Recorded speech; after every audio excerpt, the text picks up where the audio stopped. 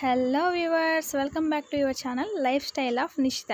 ఎలా ఉన్నారు మీరంతా? నేనైతే చాలా బాగున్నాను. మీరు ఎలా ఉన్నారో కామెంట్ బాక్స్లో కామెంట్ చేయండి. ఈరోజు మనం చేసుకోబోయే రెసిపీ క్యాబేజీ పకోడా.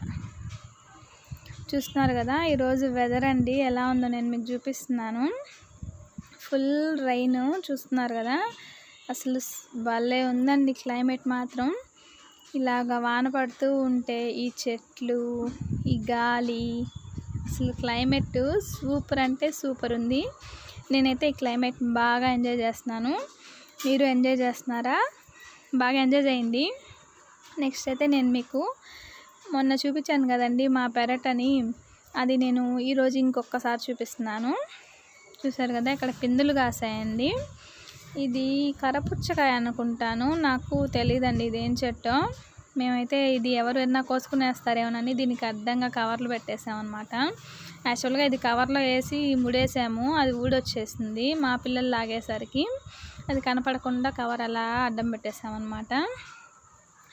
ఇక చూస్తున్నారు కదా, మిగిలిన చెట్లు అయితే ఇవన్నమాట. నేను ఇక ఊరికి వెళ్ళిపోవాల్సిన సమయం వచ్చేసిందండి. ఇంకా నేను ఇప్పటికే అమ్మ వాళ్ళ ఊరు వచ్చి 1 మంత్ వరకు అయిపోతుంది. అందుకని ఇంకెళ్ళిపోవాలన్నమాట. నేను ఈ చెట్లని, ఈ వాతావరణాన్ని, మా ఇంటిని అంతా మిస్ అయిపోతున్నాను. అమ్మ వాళ్ళ ఇల్లు అంటారు కదా, ఇదే అనమాట. ఎంతకాలం ఉన్నా తనివి తీరదనమాట. కానీ వెళ్ళాలి కదా, ఇంకా అక్కడ మన ఫ్యామిలీ కోసం, మన పిల్లలు స్టడీ వెళ్ళిపోవాలి కాబట్టి ఇక నేను వెళ్ళాల్సిన టైం వచ్చేసింది, వెళ్ళిపోతున్నాను. వీటన్నిటిని నేను మిస్ అయిపోతున్నానండి. కాబట్టి నేను ఒకసారి వీడియో తీసుకొని మీకు షేర్ చేస్తున్నాను. ఇలాంటి అనుభవం అందరికీ కలిగే ఉంటుందని అనుకుంటున్నాను. చూస్తున్నారు కదా, భలే ఉంటుందండి క్లైమేట్. మామూలుగానే ఎక్కువ చెట్లు ఉన్నప్పుడు అపియరెన్సే చాలా ఇదిగా ఉంటుంది. ఇక మా ఇంట్లో ఉండే చెట్లను విడిచిపెట్టి వెళ్ళిపోతూ ఉంటే కొంచెం బాధగా ఉందన్నమాట. చూసారు కదా, గోంగూర చెట్టు, జామ చెట్టు అన్నీ ఉన్నాయి. ఇక్కడ నేను మీకు చూపిస్తున్నట్టయితే మొక్కజొన్న అండి. ఇది వేసాము. మీకు పోయినసారి తీసిన వీడియో అప్పటికి అది మొక్కజొన్న ఏర్పడలేదు. ఇప్పుడు పిండి వచ్చిందండి, నేను మీకు అది చూపిస్తున్నాను.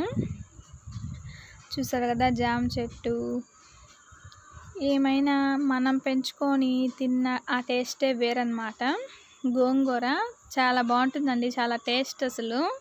చూసారు కదా, వానబడి చెట్లు కొంచెం వాలిపోయినట్టుగా అయిపోయాయి అన్నమాట. ఈ క్లైమేట్ని ఒకసారి నేను మీకు షేర్ చేద్దామని చెప్పి చూపిస్తున్నాను. ఈ వెదర్ ఇలా ఉన్నప్పుడు నాకు స్పైసీగా, క్రిస్పీగా ఏదన్నా తినాలనిపించింది. అందుకని నేను ఆ వీడియోని షేర్ చేస్తున్నాను.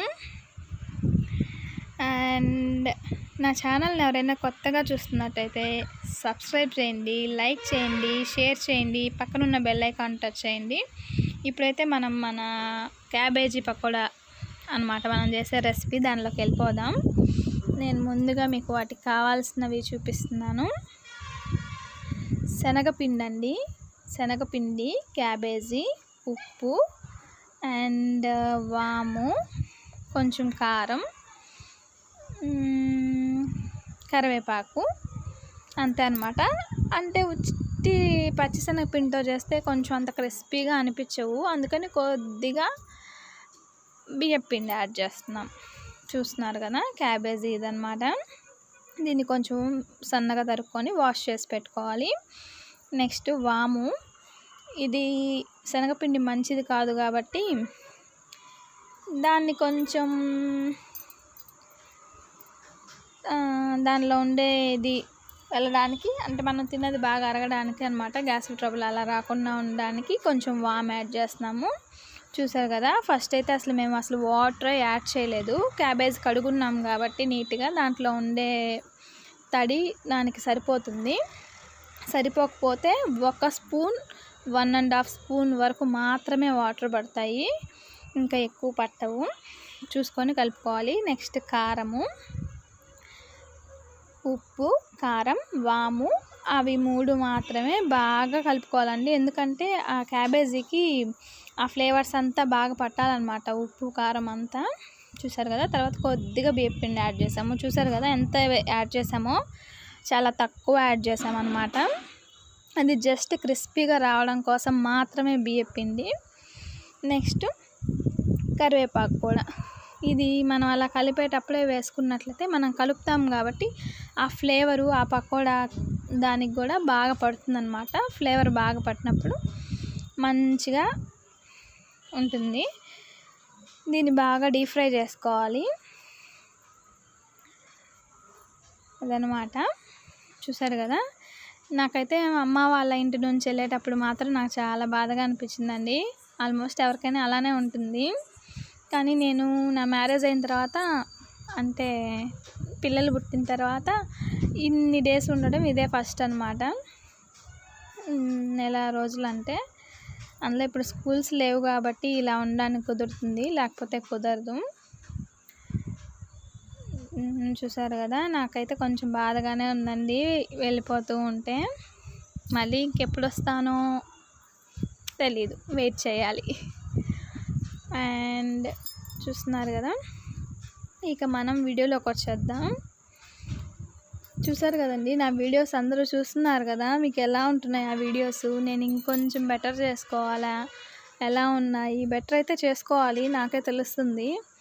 కానీ నాకు కొంచెం టైం పడుతుంది అన్నమాట బెటర్ చేసుకోవడానికి. ట్రై చేస్తానండి. చూసారు కదా. అసలు వాటర్ చాలా తక్కువ యాడ్ చేసాము. మీరు గమనించినట్లయితే బాగా దాన్ని కలుపుకోవాలి. ఎంత బాగా కలిపితే ఆ ఫ్లేవర్స్ అంతా, వాము ఆ నీళ్ళల్లో కొంచెం నానడం వల్ల ఆ ఫ్లేవరు అంతా ఆ పకోడాకు బాగా పడుతుంది. మేమైతే ఫస్ట్ ఆ కారము ఉప్పు సరిపోతుందని అనుకున్నాము. తర్వాత మాకు కొంచెం తక్కువ అని అనిపించింది. పకోడా కాబట్టి కొంచెం స్పైసీగా ఉంటేనే బాగుంటుంది. అందుకని మేము ఇంకొంచెం, అంటే ఫస్ట్ పచ్చిశనగ పిండికి సరిపోయేంత వరకే ఉప్పు కారం వేసుకున్నాము. తర్వాత బియ్యం పిండి వేసాం కాబట్టి మాకు కొంచెం తగ్గినట్టు అనిపించింది. అందుకని మేము అలాగనమాట. ఈ లోపల మేము ఆయిల్ హీట్ చేసేసుకున్నామండి. మీకు చూపించలేదు. ఇది కలుపుకునే లోపల ఆయిల్ హీటింగ్ పెట్టేసుకున్నాం అన్నమాట. ఎందుకంటే అది కొంచెం ప్రాసెస్ లేట్ కాబట్టి ఆయిల్ హీట్ అయ్యేటప్పటికి. చూసాం కదా పకోడా అలాగా విడివిడిగా వేసేసుకోవాలన్నమాట.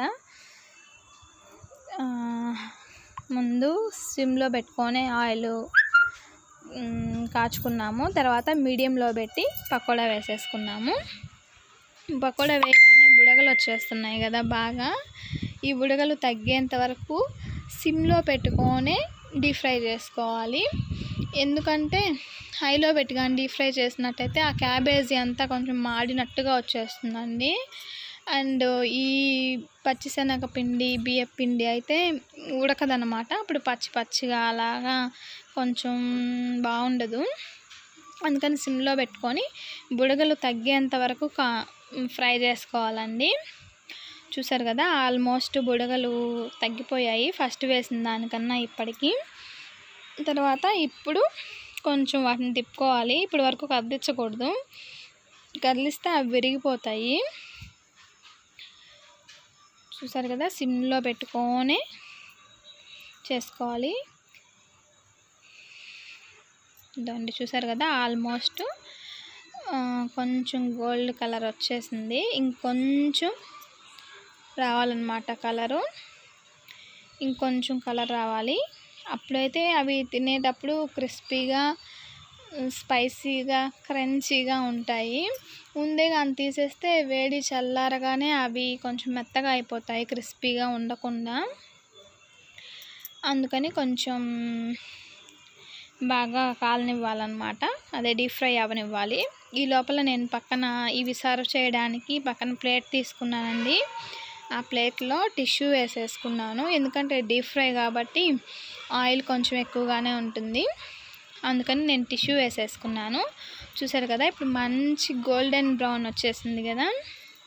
ఇప్పుడు ఇలా సర్వ్ చేసుకోవడమే అనమాట. చూస్తేనే నోరు ఊరిపోతుంది కదండి మీ అందరికీ. మీరు కూడా ఒకసారి ట్రై చేయండి. ఎలా వచ్చిందో నాకు చెప్పండి. ఇదన్నమాట. నాకు ఈ వెదర్లో ఇలా వేడివేడిగా బయట చల్లగా వాన పడుతూ ఉంటే మనం ఇంట్లో కూర్చొని వేడివేడిగా ఈ క్యాబేజీ పకోడా తింటూ ఉంటే సూపర్గా ఉంటుంది కదండి. అదనమాట. నాకు తినాలనిపించి నేను చేసేసుకున్నాను.